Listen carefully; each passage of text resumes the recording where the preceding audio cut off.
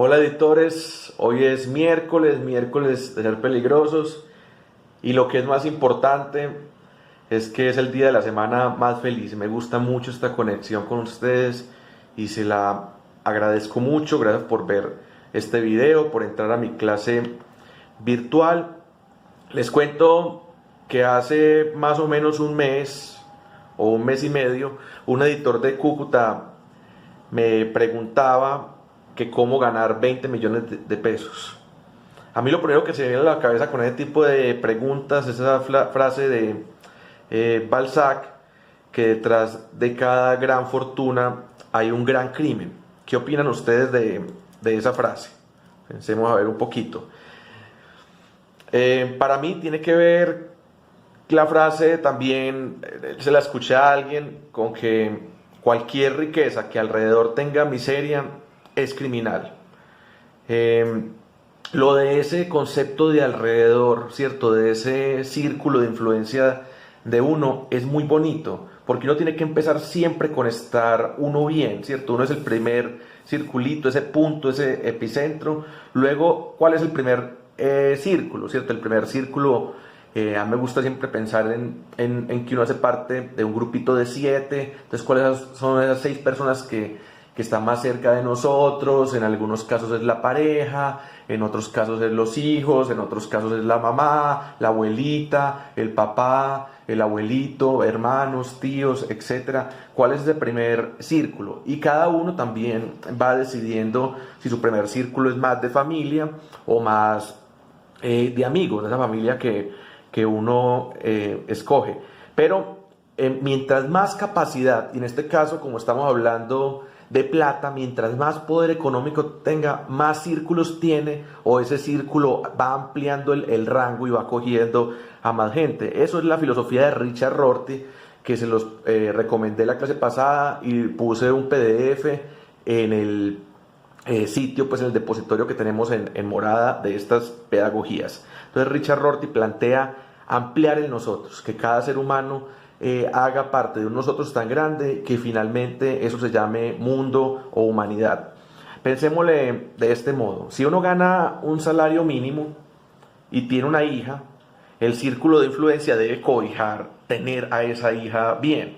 Pero si uno está de primero en la lista de Forbes, mínimo le tiene que alcanzar para que una ciudad, la ciudad donde uno viva, la gente esté pero mela, al pelo.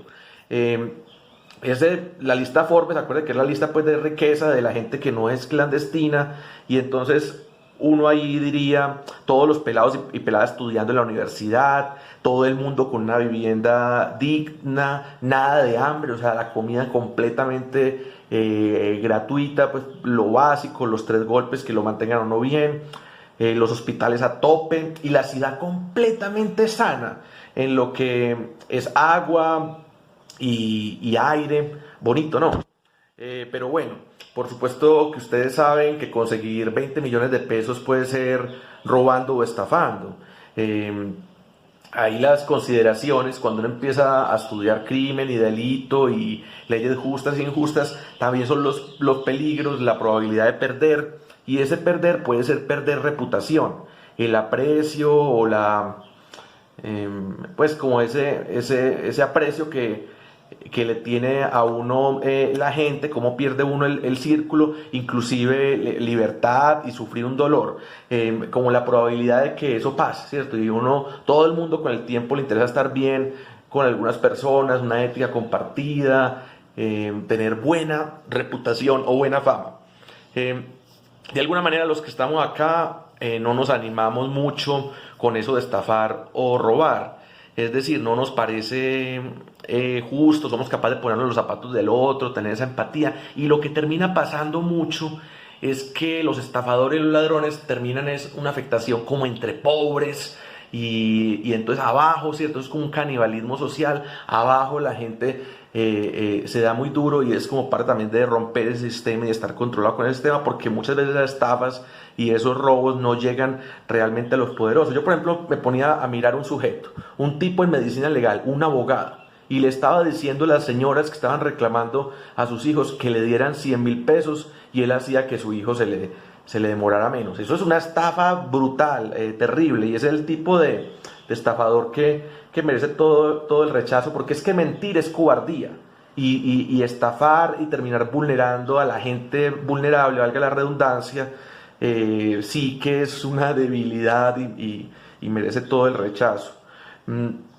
Claro que también si uno está en un pueblo o en una alcaldía y uno descubre que el alcalde es súper corrupto y nadie en el estado lo escucha, pues los indígenas se organizan así y van y fuerzan esa chapa y consiguen el dinero, y con ese dinero le pagan a los médicos del hospital y a los maestros para que no se vayan, porque si no les tocaba irse. Pues eso suena un poquito como a película del oeste, porque ya no hay dinero en efectivo así muchas veces.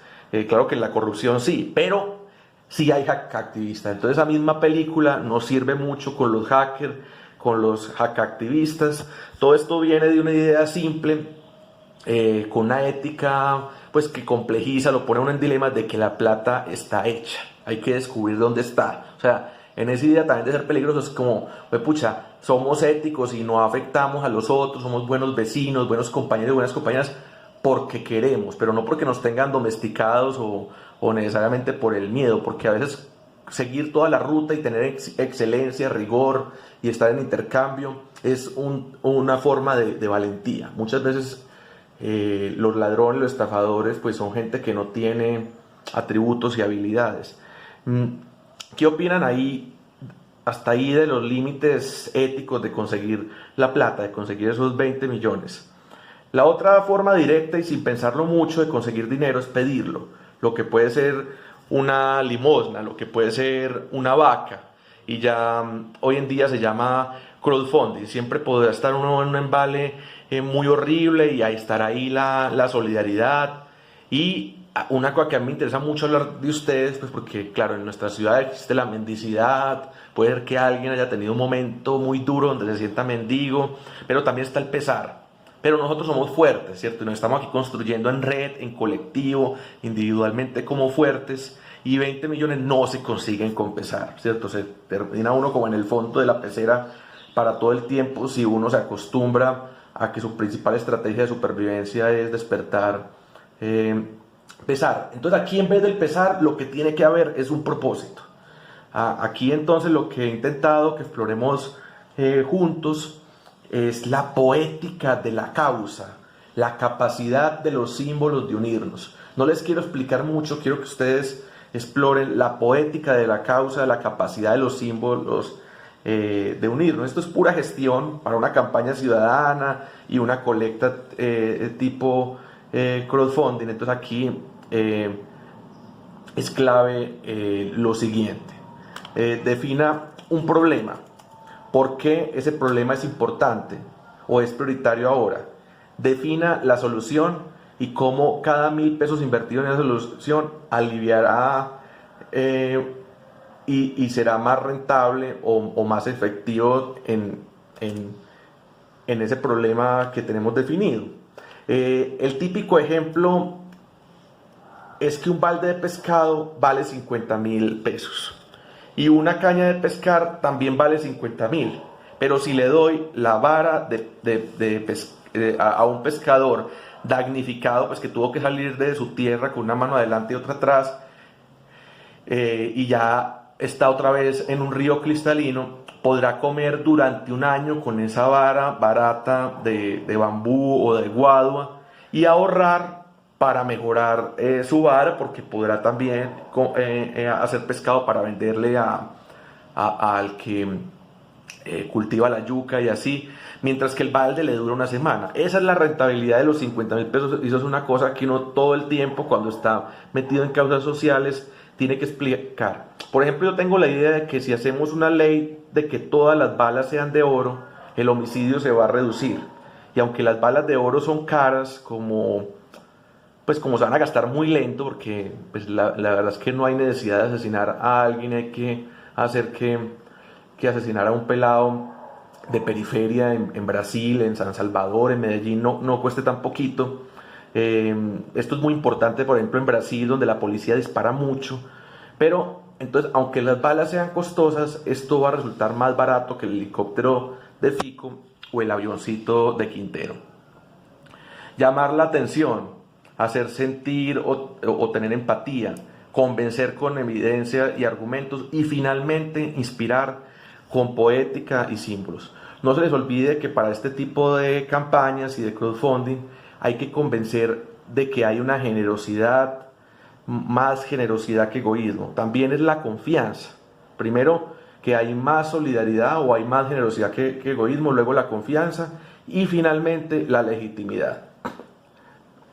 ¿Cómo se sienten ustedes para convencer a 1.000.000 de amigos y amigas de que les den 20 pesos para una causa o a 200 que les den de a 100.000 pesos para una causa? ¿Qué es más fácil? La última forma de conseguir 20 millones es siendo necesarios urgentes. Esto puede ser con algo de un oficio ya existente o con un invento.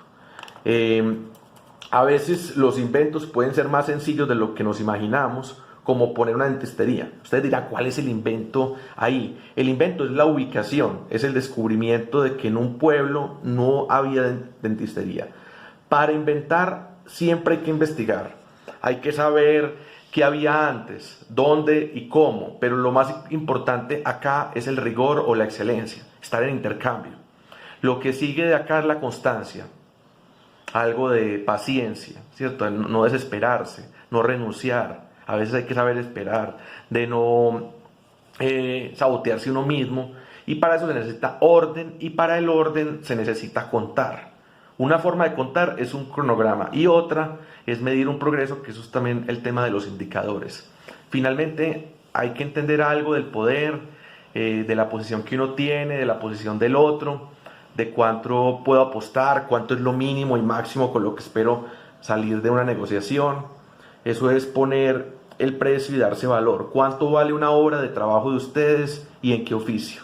¿Cuánto va a valer esa hora de trabajo en 4 años? Cuéntenme eso. ¿Cuánto va a valer la hora con un oficio que tienen, una cosa muy sencilla que pueden hacer hoy? ¿Y cuánto va a valer en 4 años cuando sean más peligrosas y peligrosos? Todo esto porque estamos en el módulo de poder económico y viene un reto de esta clase muy simple. El primer reto de hoy se hace en 10 minuticos. Vamos a empezar a explorar el principal pecado del poder económico.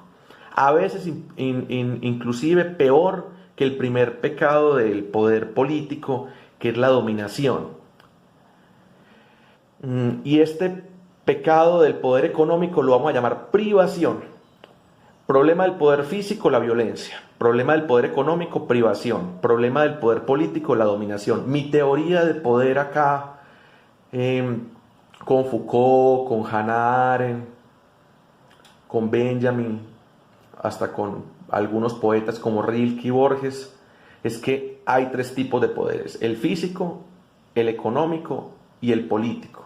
Y que, digamos, siempre cuando el poder crece, por ejemplo, cuando el poder económico crece y ya tiene uno un ejército de personas, como pasa con una multinacional, o bueno, pasa también en lo micro, esto se vuelve poder político. Entonces el reto es un ensayo de una página o un audio de 1 minuto así bien chévere y bien pensado, repetirlo varias veces hasta que nos salga bien por WhatsApp para que pueda ir en el noticiero, de qué es la privación. O sea, la pregunta es ¿qué es la privación? Y 3 empresas que podrían incurrir en esta falta ética. Chicas, chicos, bueno, en este segundo video de Ser Peligrosos hoy, un brindis por ustedes, por agüita, con agüita limpia, por su salud, esperando que estén muy bien. Quiero que terminemos de conversar y de reflexionar, de compartir experiencias de cómo les ha ido armando el equipo y con ese reto, con esa misión de hablar con el tendero que tenían tanto para la clase de Laura como para la clase mía. Entonces vamos a seguir en este tema del equipo, y el reto 2 es reclutar un buen profesor para una clase virtual que nos divierta mucho. Un buen profesor, ¿cierto? Lo que hemos llamado inspiradores, ahorita también estamos llamando moradores y moderadoras, una buena profesora, por supuesto. Entonces, el cuidador del equipo, que lo hemos llamado también enredador o tejedor, convoca una reunión para elegir a esa persona. Convoca una reunión de los otros 6, ¿cierto? Votan virtualmente, hacen un grupito de WhatsApp aparte, se llaman, el cuidador se inventa una forma de que haya lluvia de ideas, de llevar nombres, de analizar la viabilidad, porque también es democracia deliberativa cuando hay argumentos y escoger un nombre. El convocador se consigue el número y la mayor cantidad de datos, sobre todo datos de contactos, de ese profesor o profesora que vamos a reclutar para un curso virtual nuestro y que nos va a quedar pues para Encarrete Morada, para Raíz Morada, para Frontera Morada. El investigador genera una especie de guión y de preguntas para el primer contacto con la persona. Y el vocero hace la primera reunión en compañía con el sintetizador. Tratan de estar juntos en esa llamada de Meet o de Zoom, donde ese vocero está muy encargado de echarle el cuento. Entonces ese cuento se lo echa con el guión y con las preguntas que el investigador se encargó de generar. El sintetizador, que estuvo en esa primera reunión con el vocero, entonces quedó ahí también con el contacto, define horarios, participantes y medios para la clase virtual, si va a ser por WhatsApp, si va a ser por Zoom, por Meet, como es más fácil. Y entonces hace la concertación y se lo comunica, hace esa segunda comunicación para generar el acuerdo con ese profesor o profesora morado o morada. Y el hacedor hace una imagen sobre ese curso virtual. Pensemos en cosas muy divertidas, en gente con la que realmente queramos estar en conexión, como Tenchi, con Juan Diego Mejía, no sé, soñar mucho alguna de las periodistas o de las personas encarretadas con el noticiero, puede ser Alma Guillermo Prieto. También hay gente cercana a Rodrigo Izaza, a Ayman o a Pepe en Cúcuta. Entonces hace esa imagen muy bacana y el transdivulgador convoca a los y las editores para que haya pues un grupo suficiente. Estamos buscando aquí unas capacidades de trabajo de equipo, también pensamiento estratégico. Para el pensamiento estratégico es muy importante el tema de entender y de dibujar redes y mapas. Si no han dibujado la red, dibújenlo, de verdad le ayuda a uno a pensar distinto, a captar información distinta. Tenemos que luego ser capaces de dibujar redes de empresarios, redes de políticos. De verdad es muy, muy divertido, editores. Y para hoy vamos a hacer otro mapa. El reto 3 es dibujar un mapa de Medellín con un corazón en un lugar donde queramos darle un abrazo o un beso a alguien. Un mapa de Medellín, se dibuja un corazoncito en esa esquinita, en ese barrio, en el centro o en la esquinita de esa comuna donde queremos que eso pase, ese corregimiento. Un puñito, ¿cierto? Un puñito así, en un espacio que queramos denunciar, cambiar o hackear.